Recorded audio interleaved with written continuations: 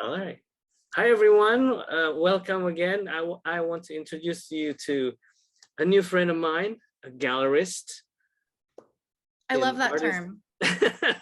in artist spotlight series. But now we have galleries. I see that you're an artist as well, so fits right in. So her name is Bracken Sansbury. I hope I pronounced it okay. You did. You got it. I'm always worried about my accent. So Yeah. anyways, so I want to let's just chat and introduce yourself. Tell us more about you. All right. Where are Well, you from? as Nina said, I'm Bracken. I live in Greenville, South Carolina currently. I was born and raised in Charlotte, North Carolina. And my husband's job has taken us to a lot of villes outside of Charlotte. So we went to Jacksonville when we first got married. Then we were Asheville. And then we were Hendersonville. And now we're Greenville. So yeah, I've kind of been to the villes. And I'm the gallery director for Art and Light Gallery. Located in where? In Greenville, South Carolina. Nice. Okay, so you've been with the gallery for a while now, or how long have you been? Let's see, 4.5 years, something like that. I've worked in galleries on and off since graduating college, though. So I went to Queen's University in Charlotte for fine art and business. My dad was like, "There's no way you're just doing art, so you got to get some business classes in there." And I was like, "Fine." So I double majored in art and business, and I was able to procure an internship at an incredible gallery in Charlotte called Center of the Earth. They were one of the top galleries in Charlotte for over 25 years, and they did a lot of collection building and corporate consulting and private collector building and all of that. And I learned a whole lot from Ruth Ava Lyons, the owner of the gallery, and the gallery director, Sharon Dowell. They are both incredible artists in their own right, but also great gallerists. So learned a lot from those two ladies. And then from there, when we moved to Jacksonville, I was able to get a job as a gallery manager at a gallery called R. Roberts Gallery. And they did a lot of celebrity master level shows. They worked with some traveling artist groups that came through. So I worked with Peter Max and Alex Renoir and a couple in that celebrity kind of art world level. And again, learned a lot there about working with a higher end market clientele. And Jen Jones, the owner of that gallery, did a whole lot with corporate consulting. And so that's really kind of where I sharpened my gifts there, I guess. And I really fell in love with building larger collections. So working with people on spaces that aren't just like one piece for over a couch or one piece for over your fireplace, really working on whole home or whole office type projects where you build whole presentations and all of that and work within a budget. It's kind of like a puzzle. It's a lot of fun.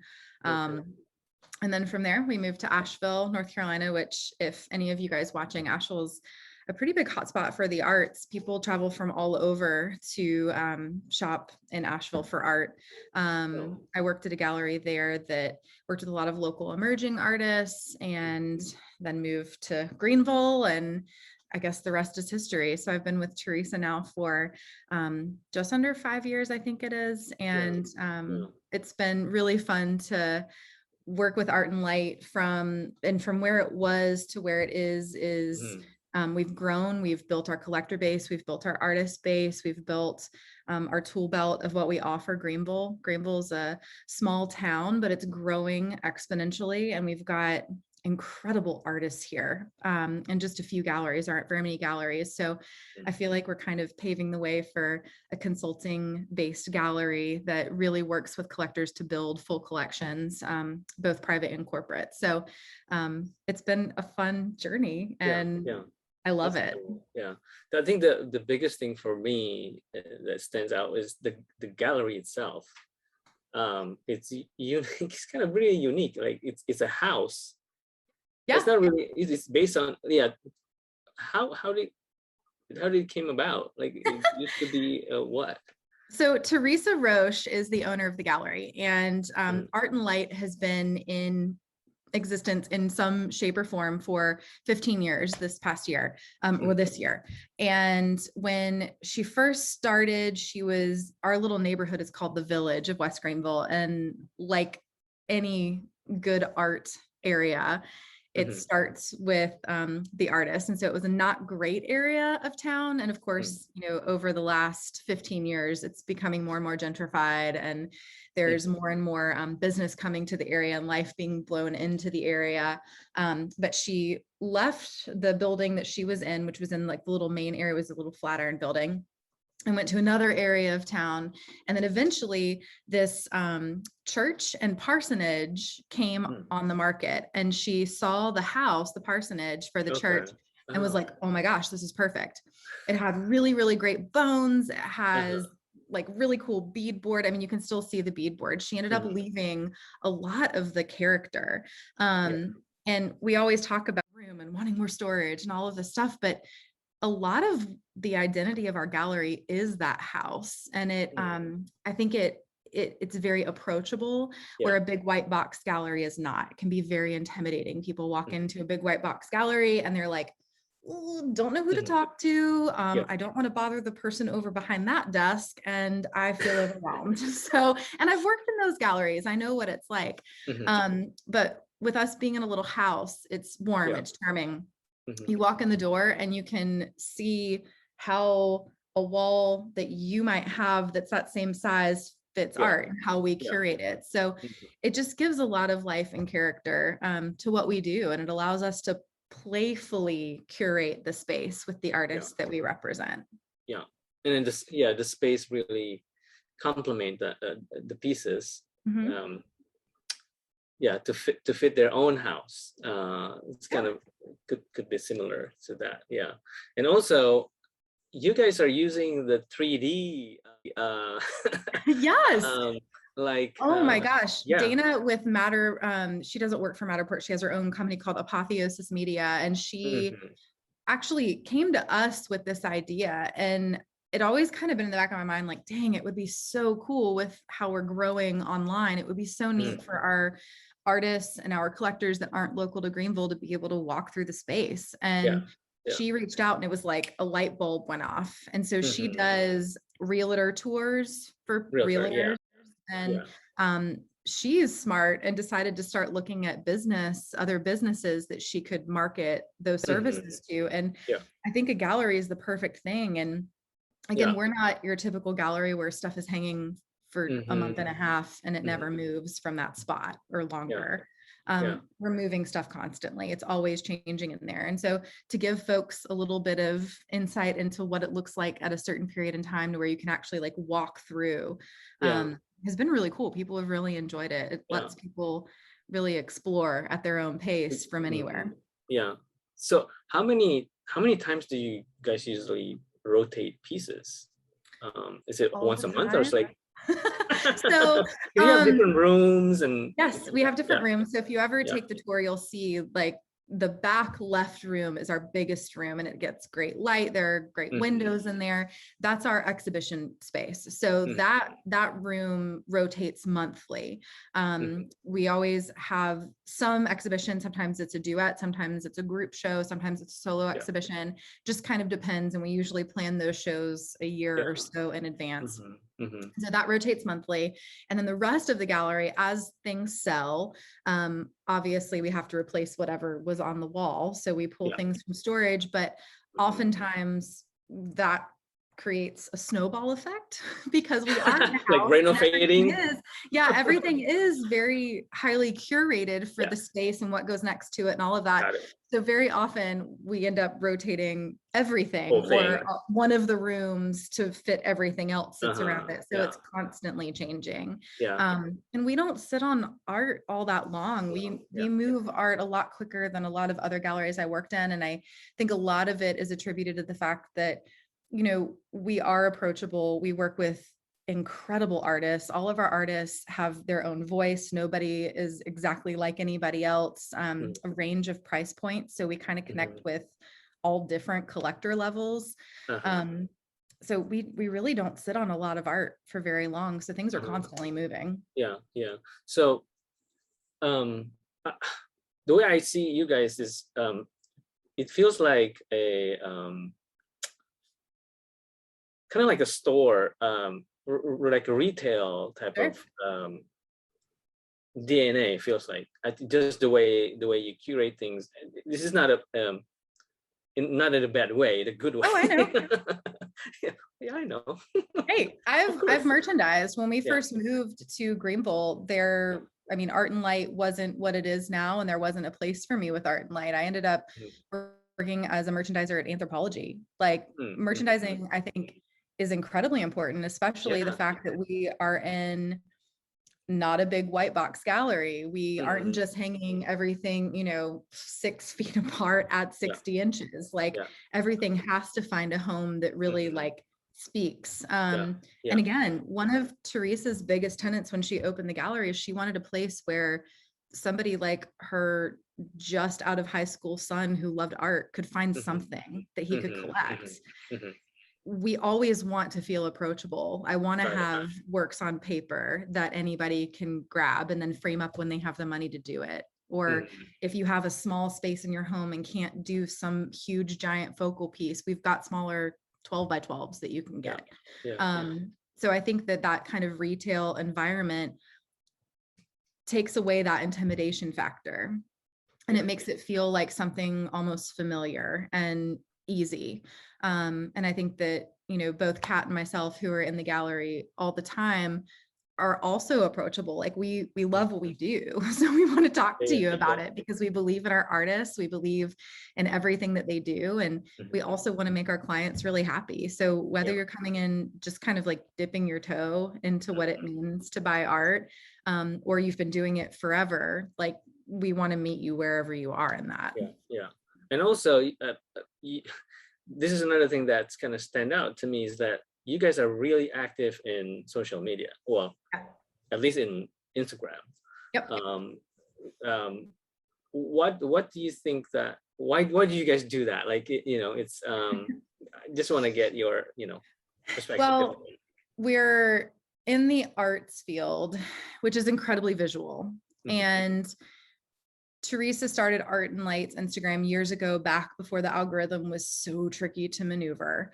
And so she was able to build a pretty good collector base on Instagram, or follower base. And, we've really tried to make, again, things accessible and almost like you're there. And I think that that's really important to show the personality of us, Art and Light. Like, what is our brand? What's our personality? It's important to show all of our artists, whether that be stories or reels or whatever. And we've only seen that pay off with, like we were just talking before we started recording this, I've been doing art talk happy hours with some of our artists on Instagram, and they're, cataloged back on our IGTV. We've done studio visits, things that really give our collectors more insight into us, into our artists. So it makes us like we're friends. And, people come into the gallery all the time, and I'm pretty good with faces, not so great with names, really good about remembering what people like. I have to have a couple interactions for names. It's just always been me. I know you before I really know your name. But there'll be people that like meet me on Instagram and they see my face and my personality, and they come and they're like, oh, hey. And I'm like, who are you? Never met. But I love that. I love that. I love that our collectors feel a connection to Kat and myself. They feel like they recognize us and know us. And so they come in, and again, it takes that intimidation level away. It makes it feel a lot more comfortable for people. And I think that that's, again, I've worked in the white box gallery. I keep saying the white box, but it's true. Like, I've worked in that kind of space, and the last thing we want is for art to be intimidating. It should feel comfortable. It should feel like something that you can bring home and look at every day. We're not dealing blue chip second market art. We're dealing living artists that it's their lifeblood, and we want to help them further their careers, and we want to help beautify people's spaces. So okay, so that's cool. So that's what do you think the artist can do? Like, if you have if an artist wants to get into a gallery, let's say new, Yeah. What do you think they should do? Like any advice for them? Sure. Or- First of all, don't ever show up at a gallery with your Mhm. portfolio and expect that they have time to look at it. Okay. That's my biggest bit of advice, honestly, because even though it may look like to you from the outside, I'm just like sitting behind a desk, like Yeah. being gallery girl, like you see on TV. It's nothing like that. Yeah. Like I'm constantly building proposals or working on the Mhm. website or working on inventory or working on social media or Mhm. whatever. Yeah. So I would say visit galleries, first of all, Mhm. visit galleries, see where you feel like your work is a fit. If you, Nino, and your wonderful abstract expressionist work go into a low country gallery that specializes in marshy sunsets, Mhm. it's probably not the right fit for you. Right. So Right. determine a gallery where you can see your work fitting. Yeah. Look for a gallery that doesn't have 6 other artists that are doing something similar to you. Mhm. And then go to that gallery's website. Most galleries are going to have some sort of submission information on the website. Like for ours, it says, hey, we're full, like we're a small space, but please send your information to us. We'll keep it on file. Mhm. And even if I don't respond to those emails, which again, as I mentioned, there's always a lot going on. So it's when we get 5 to 10 submissions a week, it's really hard to respond to everything. Mhm. So we tuck those into a file. And whenever we are noticing a hole, if there's something that we feel like we need that we're lacking, if there's something that people are asking for, projects that need something, we just don't have it, or if we have an artist that works in a particular style or genre that isn't producing as much anymore because they had a kid or they moved away or whatever, Mhm. and we need to fill a hole, I immediately go back to those submissions and start going through them to see who might be a good fit, and then I'll reach Yeah. back out. Yeah. So don't get discouraged if you don't hear Yeah. anything. Galleries are busy. We've experienced our busiest year and a half ever. Right. So don't get discouraged. I will say those folks that follow up twice by email Mhm. do catch my attention a little bit more than those that just follow up once and like So never you follow want up more again. emails? Uh, Yeah, no, really? but Yeah. like two emails, or another thing that's kind of crazy is like old school, like print out some high impact Mhm. pieces, send a Yeah. resume with a handwritten note. Yeah. You don't get those anymore. Like people Mhm. don't send them. And honestly, like having something physically in my hand to look at that sits right here in front of me, Yeah. it's That's an gonna impact. connect a little bit better. Yeah. So yeah, I mean, my biggest advice is to do your due diligence. Mhm. Don't just expect that a gallery has infinite time to devote to looking at new artists or space. I mean, Yeah. we really do not have a lot of storage space. So we have to be really strategic Mhm. about who we bring in and how much we bring in. Yeah. So again, just don't get discouraged, keep on keeping on. If you submit, do a follow-up a couple weeks later, still don't hear anything, put it on your note to follow up in a year. You know, Mhm. like you Yeah. never know where people are going to be a year or 6 months from now. Yeah. We're constantly looking ahead. I mean, I'm always living at least 6 months ahead. Yeah. Yeah. And then again, be original. If Yeah. your work is original and it's something different, a gallery is going to notice and they're going to want to bring you in. If you're doing something that everybody else is doing Yeah. and it seems like a dime a dozen, it may Yeah. be a little trickier. Yeah. I mean, sometimes artists could forget that, a gallery, we need to approach the gallery just like um, approaching any other company looking for a job. It's Like like a job interview. you don't knock on the door at whatever company and look for a job. Yep. There's a system. There's also Yep. connection that we need to, Yep. Organically and things like that. Sometimes Yeah. we And forget about that, another thing that's really good is to befriend artists in galleries that you want to be part of. right? Because if I have an artist say, hey, you should really check out this artist, I'm more likely to check out that artist. Mhm. So that's something that I would highly recommend. Yeah. But definitely don't come into the gallery and then show some attitude when I don't have time to look at your portfolio. Yeah. Because if you don't think my time is important, then you clearly don't want to work with me anyway, because you think I'm not working. Like, I'm working for my artists. Yeah. Got it. What about social media? Do you think artists needs to be on social media, or how much they need to be there? Do you think that matters to you guys? Yeah, this is such a tricky thing. Like, in thinking about artist gallery relationships, yes, absolutely. I think the more marketing that's out there around both the artist and the gallery, the better, right? The biggest thing is, where's the gray area, and having clear communication with your galleries. Especially a lot of old school galleries, if you step on toes, you're not going to last long with them. We have an agreement with our artists that, for me, it's all about communication, and I want things to be fair and feel fair. So you have to figure out where that line is. We have so many collectors that will see something on an artist's Instagram, somebody that maybe I have spent 3 hours selling on you. So, like, let's say Nino, like, because we represent you now.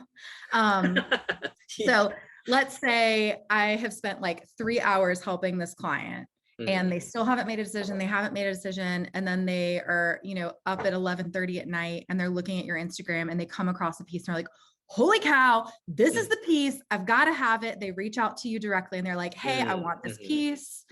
So as an artist that has a relationship and an agreement with a gallery, I would expect you to say, hey, how did you find out about me? This is awesome. I'm so excited you love this piece. And if they say, oh, I've been working with Art and Light, you send that client back to us, or we have a conversation about how to make it happen, because galleries don't get paid until we sell art.